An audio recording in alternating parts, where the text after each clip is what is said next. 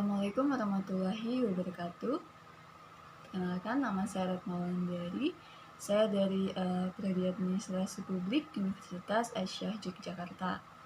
Di sini saya akan menjelaskan dan menganalisis mengenai materi mata kuliah Islam dan Iptek ke-8 yang bertemakan Islam, Sains, dan Perempuan.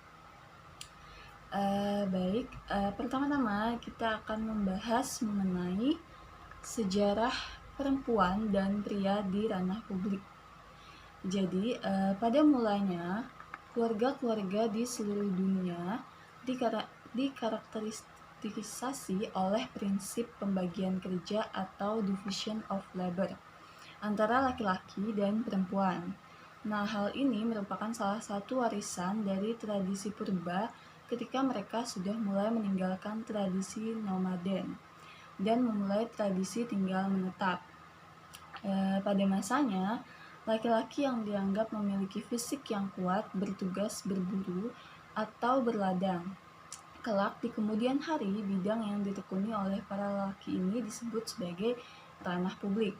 Nah, perempuan dianggap memiliki fisik yang lebih lemah, bertugas untuk memasak makanan, hasil buruan, atau berladang di rumah. Kelak di kemudian hari, wilayah kerja para perempuan ini disebut ranah domestik. Konstruksi ini berlangsung selama ratusan generasi sehingga turut mengkonstruksi kebudayaan dalam sejarah manusia, bahkan turut dilegitimasi oleh agama. Jadi, pada zaman Yunani kuno atau sekitar abad ke-4 sebelum Masehi, perempuan menempati posisi marginal dan inferior karena mereka dianggap sebagai makhluk yang tak rasional. Oleh karena itu, tugas perempuan hanya di rumah untuk menyelesaikan tugas-tugas domestik yang dianggap tak membutuhkan rasionalitas tinggi, seperti memasak, mencuci, melayani suami, membersihkan rumah, dan lain-lain. Nah, beberapa abad berikutnya, para perempuan Eropa kuno juga mengalami nasib serupa yang diwariskan dari tradisi leluhurnya tersebut. Sampai abad ke-18, perempuan Eropa tidak boleh sekolah, tidak bisa mendapatkan upah yang sama dengan laki-laki, tidak boleh menentukan nasib dirinya sendiri, hingga pada kajian filsafat yang didominasi oleh laki-laki. Yang kedua, peran perempuan di Jawa pada masa lalu. Dalam peranata sosial masyarakat Jawa, misalnya wilayah kerja perempuan ialah 3R, dapur, sumur, kasur, atau 3M, masak, macak, manak. Semuanya merupakan wilayah domestik dalam rumah, sehingga hal ini disebut domestikasi. Domestikasi ini menjadikan perempuan mendalami berbagai keterampilan rumahan seperti memasak, menjahit, membatik, bersolek, berhias, mendidik anak, dan lain-lain. Akan tetapi, perempuan yang tak memiliki berbagai keterampilan di atas akan dicibir sebagai perempuan berkualitas rendah, terutama keahlian dalam memasak. Di sisi lain, kaum lelaki yang sejak awal bergerak di ranah publik mengakumulasikan sejumlah kapital sehingga mereka menjadi lebih berkuasa daripada perempuan dan membangun budaya patriarki. Hal tersebut membangun adanya struktur feodalisme di masyarakat yang salah satunya bertumpu pada budaya patriarkis. Budaya patriarki ini akhirnya berkembang di semua ranah kehidupan, termasuk dalam ranah pendidikan, di mana ilmu pengetahuan atau sains diajarkan dan disinilah perempuan menjadi semakin tertinggal. Sains dengan cepat menjadi kapital yang bisa diandalkan untuk meraih kapital lain yang lebih besar seperti ekonomi, politik, atau kekuasaan sosial, dan lain-lain. Yang ketiga, mengenai perempuan dan pengembangan sains. Dalam kebudayaan Islam, tradisi taklim muta'alim atau merupakan praksis pendidikan yang egaliter lintas batas kelas, sosial, gender, maupun agama. Hal ini menjadikan banyak perempuan di dunia Islam justru menjadi pelopor pendidikan. Salah satunya yakni sosok Fatimah Al-Fihri. Ia merupakan seorang perempuan kaya yang mendermakan hartanya untuk mendirikan Universitas Qarawiyun di Maroko. Universitas tertua di dunia ini termasuk universitas pertama. Dan perkembangan gerakan perempuan ini diikuti oleh emansipasi perempuan dalam pendidikan, politik ekonomi, dan berbagai ranah publik lainnya. Sebagian memang didorong oleh kesadaran emansipatif, tetapi sebagian juga mengikuti tren yang sedang berlangsung saat ini. Menurut European Technology Assessment Network atau ITAN melaporkan bahwa pada 2001 tercatat hanya kurang dari 7% ilmuwan perempuan yang meraih gelar profesor, 5% sebagai anggota akademis, dan sangat sedikit yang memegang jabatan pada tingkat yang lebih senior. Walaupun jumlah perempuan yang memperoleh gelar PhD atau doktor mencapai 40%, bahkan lebih untuk bidang life science di Eropa, hanya 15% saja yang berprofesi sebagai peneliti industri di kawasan tersebut. Sementara itu di Jepang, ditemukan bahwa 18% dari doktor di bidang sains adalah perempuan, 18% di Selandia Baru, dan 38% di Turki.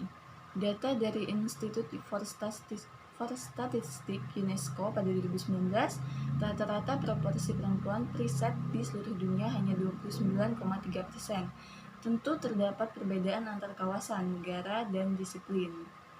Proporsi terbesar ditemukan di Asia Tengah, Kazakhstan, Kyrgyzstan, Tajikistan, Turkmenistan, dan Uzbekistan, sebesar 48,2%.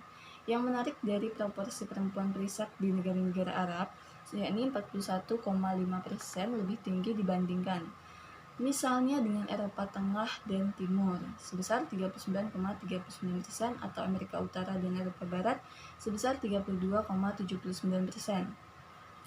Nah, selanjutnya kita akan membahas mengenai pertanyaan berikut ini dan menganalisisnya berdasarkan pendekatan Bayani, Berhani, dan Irfani. Yang pertama adalah mengapa dalam catatan sejarah peran perempuan di ranah publik termarginalkan. Apabila kita melihat dari catatan sejarah, hal tersebut dikarenakan pengaruh budaya dan adat setiap daerah di mana memang kaum laki-laki dianggap lebih kuat dibandingkan perempuan. Banyak sekali perempuan cerdas pada masanya, akan tetapi karena perempuan tidak dianggap memerlukan pendidikan, menjadi alasan kenapa perempuan dalam catatan sejarah termarginalkan. Nah, selanjutnya adalah mengenai pertanyaan, bagaimana pendapat Anda tentang peran perempuan di era kekinian, khususnya dalam mengembangkan sains? Menurut saya, saat ini banyak sekali perempuan yang sangat berperan dalam pengembangan sains seperti yang dijelaskan sebelumnya. Hal tersebut dikarenakan adanya perubahan pada sistem di masyarakat, di mana perempuan mempunyai hak yang sama untuk belajar dan berkarir.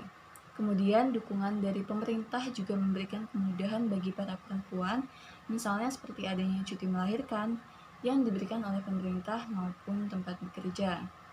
Hal tersebut meringankan beban seorang perempuan. Selanjutnya adalah bagaimana caranya agar kaum perempuan dapat bersaing dengan kaum pria di ranah publik. Apabila kita melihat kembali pada kondisi yang ada, perempuan dan laki-laki memiliki perbedaan dan tanggung jawabnya masing-masing. Dalam Islam, laki-laki wajib memberikan nafkah kepada keluarga, sementara mengurus anak dan rumah tangga itu diserahkan kepada perempuan. Jadi menurut saya perempuan dan laki-laki mempunyai peranan masing-masing. Akan tetapi hal tersebut merupakan sebuah kewajiban yang pasti dilakukan. Dalam hal belajar dan berkarir atau bekerja, perempuan memang lebih teliti dan cermat dalam mengerjakan sesuatu. Jadi masalah bisa bersaing dengan tidak itu tergantung pada pekerjaan yang dilakukan. Karena ada pekerjaan yang memang lebih baik dilakukan oleh laki-laki seperti halnya tukang ataupun pelaut, pertambangan, yang perempuan memang cenderung lebih unggul dalam hal manajemen atau mengatur organisasi dan memberikan ide yang cemerlang. Masalah kesetaraan gender ini antara perempuan dan laki-laki juga disampaikan dalam Al-Quran, di mana Allah berfirman dalam surah Al-Zariyat ayat 56, wa ma khalaqtu wa ma khalaqtul jinna wal insa illa liya'budun. Dalam ayat tersebut berarti, aku tidak menciptakan jin dan manusia, melainkan agar mereka beribadah kepadaku. Nah, apabila kita melihat berdasarkan pendekatan bayani dan irfani, ayat tersebut menjelaskan tentang tujuan dari penciptaan manusia dan jin saja. Akan tetapi, apabila kita melihat ayat tersebut berdasarkan pendekatan berhani, maka ayat tersebut memberikan pemahaman bahwa manusia, baik laki-laki maupun perempuan, memiliki posisi yang setara dalam kapasitasnya sebagai hamba. Mereka sama-sama berkesempatan untuk menjadi hamba yang ideal di mata Tuhannya dengan jalan ketakwaan. Begitu juga dengan urusan duniawi. Mungkin itu saja yang dapat saya sampaikan.